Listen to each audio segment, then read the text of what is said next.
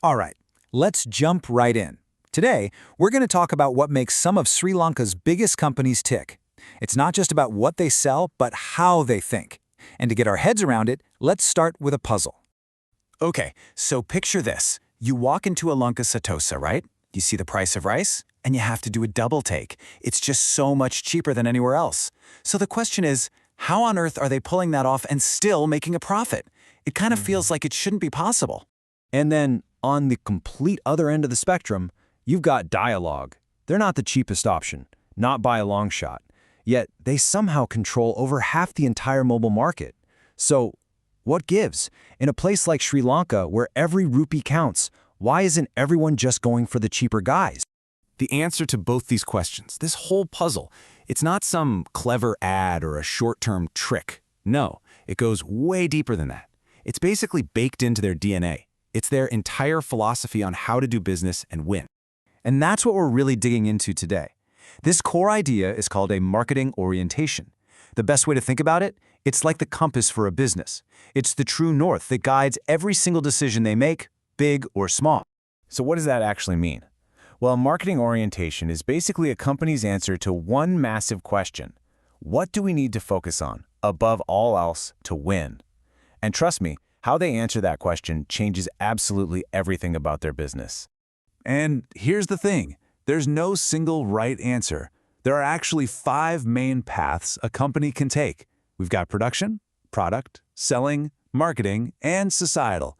Each one has a totally different focus, and as you'll see, we've got some pretty big Sri Lankan names that are masters of each.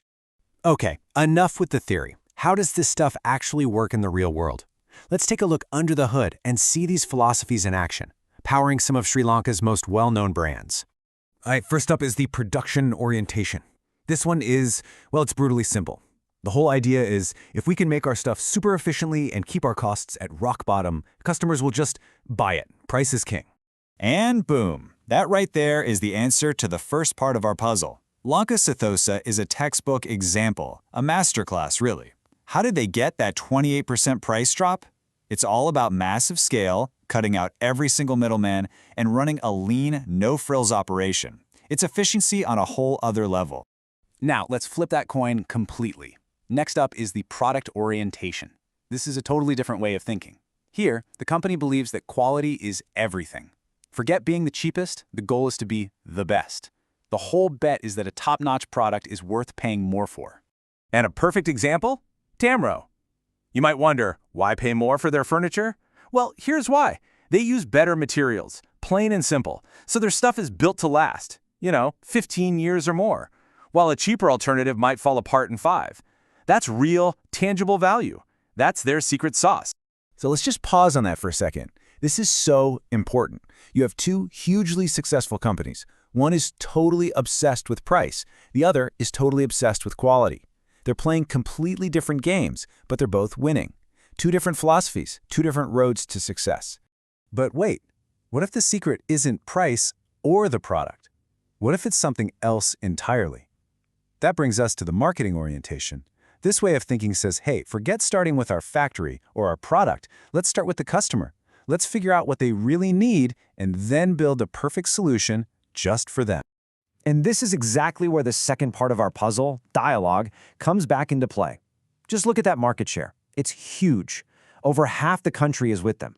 So again, how in the world are they doing that when they charge premium prices? Okay, here's the secret weapon. It's all about customer happiness.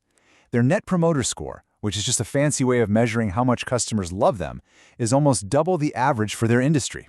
That's incredible. And they get there by knowing their customers inside and out. They create all these different packages, one for students, one for business folks, one for families. See, they're not just selling you a SIM card, they're selling you a solution that fits your life. All right, this is where it gets really clever.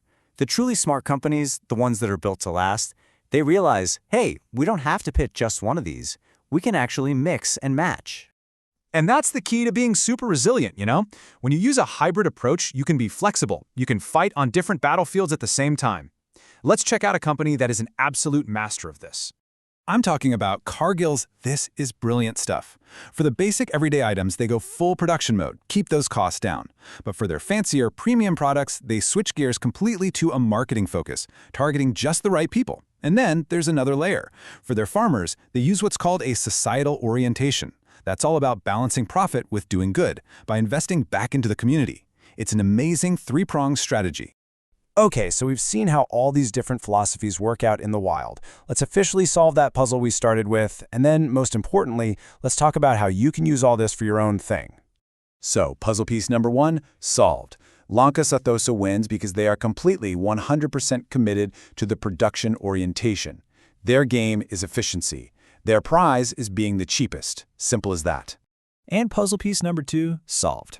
Dialog dominates because of their marketing orientation, not in spite of their higher prices. They just get their customers better than anybody else, and they build things that people actually want and need. That's a powerful advantage. So, what does all this mean for you? Well, you can use this exact same framework. You need to ask yourself these 5 questions. Think about your market, who your customers are, what you're selling, and what you're really trying to achieve. Answering these will point you toward the right orientation for your business, helping you do more than just survive. And I want to leave you with this final thought. Winning in business in Sri Lanka today, it's not about who has the most money. It's about who has the most clarity. It's about consciously choosing your battlefield and your strategy. It's about picking the right orientation. Because at the end of the day, the philosophy you pick really does determine your destiny. It shapes everything. So the big question isn't just, what are these guys doing? The real question is, what path are you going to choose? What's your orientation going to be?